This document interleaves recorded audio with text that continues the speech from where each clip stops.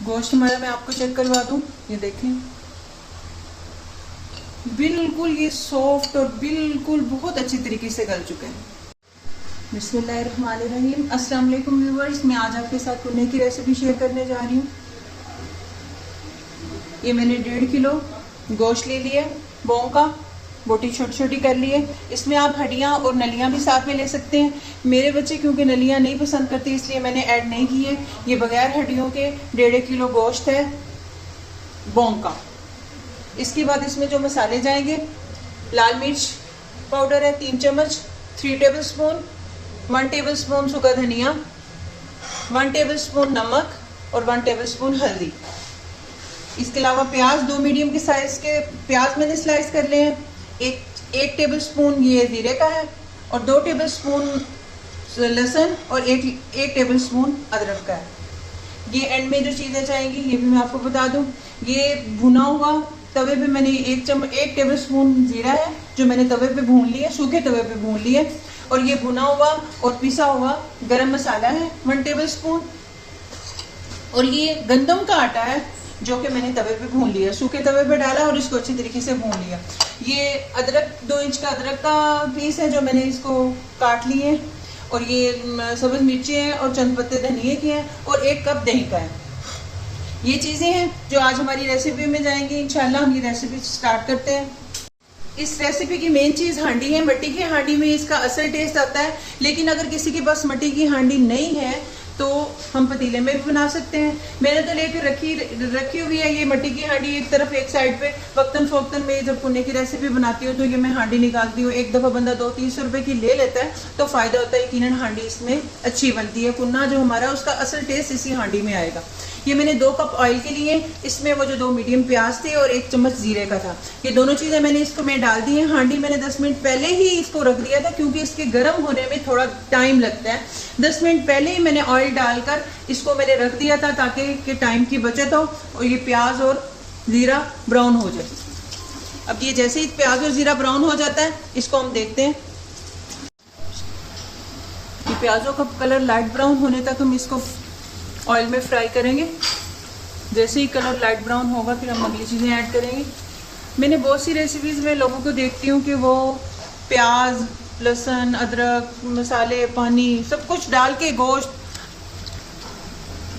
हांडी चढ़ा देते हैं, जबकि कुन्ने की असल रेसिपी जो है उसका जो असल टेस्ट है वो प्याज और ज़ीरा ब्राउन करके उसके बाद बाकी चीज़ें ऐड करके गोश्त वगैरह भून के, जो मैं आपको तरीका बताऊंगी, इससे जो कुन्ने का टेस्ट आएगा वो कभी भी, मैं समझती हूँ कि वो कच्चे प्याज डालकर और पानी डालकर जो आप गोश्त को पकने के लिए रख देंगे कभी भी वो टेस्ट नहीं आएगा। वो तो आम रूटीन की जो हांडी हम बनाते हैं, अक्सर सब्जी में गोश्त डालते हैं या वैसे बनाते हैं नॉर्मली गोश्त, तो हम उसको सब कुछ डाल के चढ़ा देते हैं।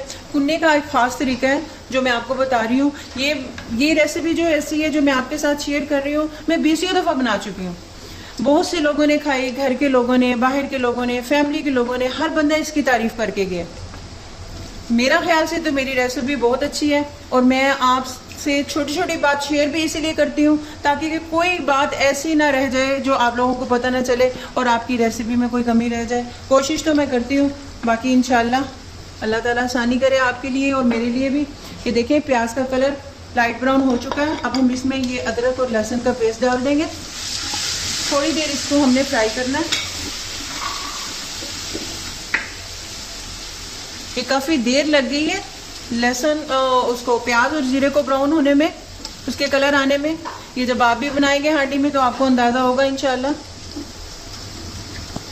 थोड़ी देर के लिए ये लहसुन और अदरक हमने इसको ऑयल में पकाया है। अब इसमें गोश्त ऐड करने जा रही हूँ।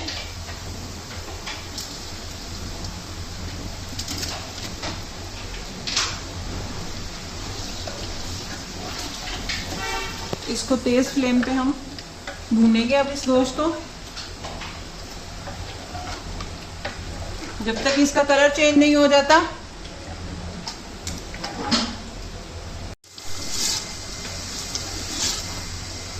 काफ़ी देर हो गई है मुझे गोश्त भूनते हुए। 2 इलायचियाँ भी मैंने इसमें छोटी ऐड कर दी थी। काफ़ी देर हो गई है मुझे गोश्त भूनते हुए। देखिए इसका कलर भी चेंज हो चुका है। काफ़ी देर लगी है हांडी में भूनने में। पहले गोश्त डाला, उसने पानी छोड़ दिया, फिर पानी खुश्क हुआ, उसका कलर चेंज हुआ अब ये देखिए इस स्टेज पे हम इसमें ये सारे मसाले ऐड कर देंगे, नमक, मिर्च, हल्दी और सूखा धनिया। अब ये मसाले डाल के हमने इसको भूनना है गोश्त को अच्छी तरीके से।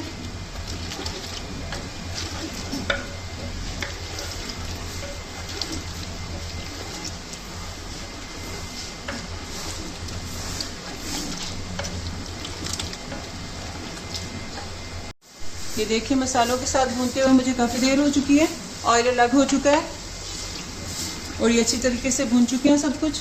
अब हम इसमें ये करेंगे कि ये मैंने पहले से छोटी सी पतीली में पानी गर्म कर लिए। कितना पानी है यहाँ, कितना डलेगा ये देखें। इसमें पानी हम हांडी में ज़्यादा नहीं डालेंगे क्योंकि गोश्त गल जाएगा, तो फिर पानी अगर ज़्यादा होगा तो सुखाने में हमें काफ़ी देर इस मट्टी की हांडी में लग जाती है, इतनी जल्दी से आसानी से नहीं सूखता। ये आधा 1 किलो जितना मैंने पानी है जो इसमें मैंने डाल दिया। अब इसको मैं ये करूँगी कि इसकी फ्लेम लो करके इसको ढककर पकने के लिए गोश्त के गलने तक इसको मैं ढक के रखूँ। ये देखिए व्यूवर्स, अब ये तकरीबन गोश्त हमारा गल चुका था, मैंने पहले चेक किया। पानी भी तकरीबन इसका मैंने लो फ्लेम पे गोश्त गिलाया है, पानी थोड़ा सा ज़्यादा था, मैंने इसको फ्लेम हाई करके सुखा लिया। ये अब बिल्कुल पानी इसका खुश्क हो चुका है। इस टाइम हम अब इसमें दही ऐड करेंगे।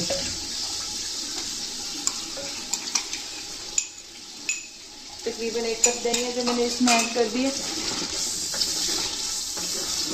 अब फिर इसको हम फ्लेम ऊंची करके हम इसको भून लेंगे। दही पानी छोड़ देगी अपना। माशाल्लाह अल्हम्दुलिल्लाह पूरे घर में खुशबू है, हमारा कुन्ना पक रहा है। इंशाल्लाह आप इस तरह रेसिपी ट्राई करेंगे तो बहुत अच्छी खुशबू और बहुत अच्छा टेस्ट आपको मिलेगा। अब फिर थोड़ा टाइम लगेगा इसके दही का पानी खुश्क होने में, फिर हमारा लास्ट प्रोसेस रह जाएगा जिसमें हमारा इंशाल्लाह कुन्ना तैयार हो जाएगा। ये देखिए दही का पानी भी अब तकरीबन खुश्क हो गया, ऑयल बाहर आना शुरू हो गया, ऑयल निकल आया है इसका, दही भी तकरीबन भुन चुकी है। अब इसका लास्ट स्टेप है जो हम करेंगे, ये जो भुना हुआ आटा था, ये देखिए 1 गिलास पानी में मैं 2 टेबलस्पून, ये 3 टेबलस्पून भर के मैंने आटे के डाले। इसको हम मिक्स कर लेंगे, अगर कम होगा तो हम मज़ीद ऐड कर लेंगे। अभी फ़िलहाल मेरे ख्याल से यही काफ़ी है। ये जो गरम मसाला था ये भी मैं इसी आटे वाले पानी में मिक्स कर लूँगी। काली मिर्चें भी आधा टीस्पून मैंने काली मिर्चों का भी लिया, ये गरम मसाला और ½ टीस्पून काली मिर्च, ये मिक्स कर लेंगे। ये देखिए अब मैं ये आहिस्ता आहिस्ता ये आटे वाला पानी इसमें डालूंगी जितना कि मुझे चाहिए होगा।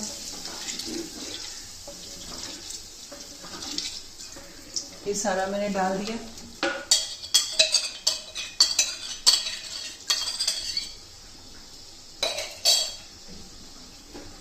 इसकी फ्लेम थोड़ी सी मैं तेज करूंगी।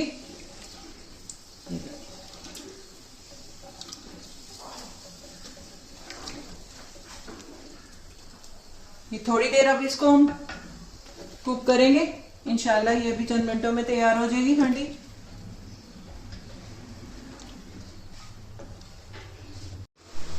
एक गिलास जो मैंने पानी डाला है ये मुझे थोड़ा गाढ़ा लग रहा है। आटा जो मिक्स करके मैंने 1 गिलास पानी डाला है, ये मुझे कुछ गाढ़ा लग रहा है। मैं इसमें सादा पानी थोड़ा सा और ऐड कर रही हूँ।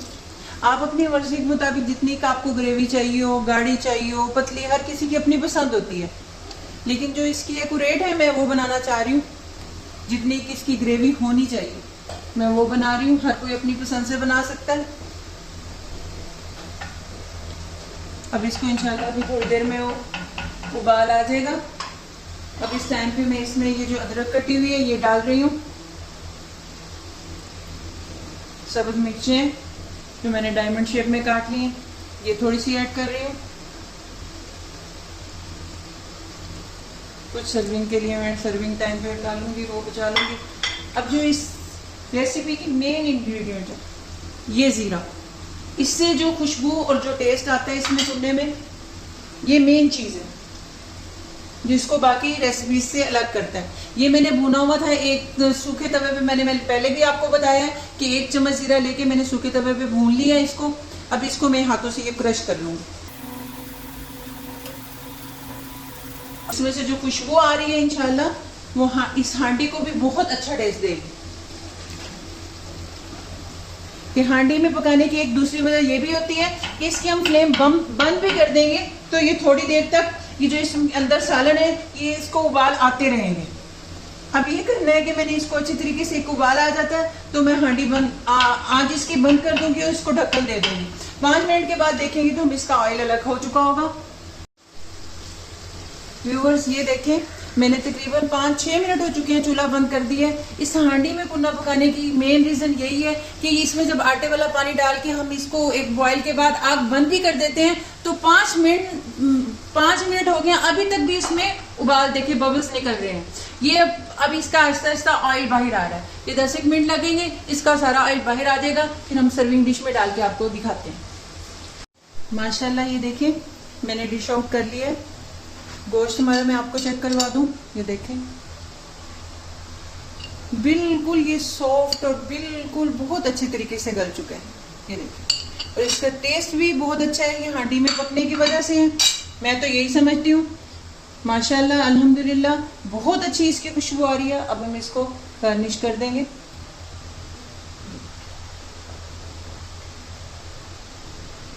अब ये सर्व करने के लिए डिश हमारी तैयार है इंशाल्लाह। ये काफ़ी लंबी रेसिपी है आपके सामने। इसको आपने दावत के लिए बनाना हो, घर के लिए बनाना हो तो टाइम ज़रा एक्स्ट्रा लेकर आपने इसकी कुकिंग स्टार्ट करनी है इंशाल्लाह। अल्हम्दुलिल्लाह फिर मुलाकात होगी।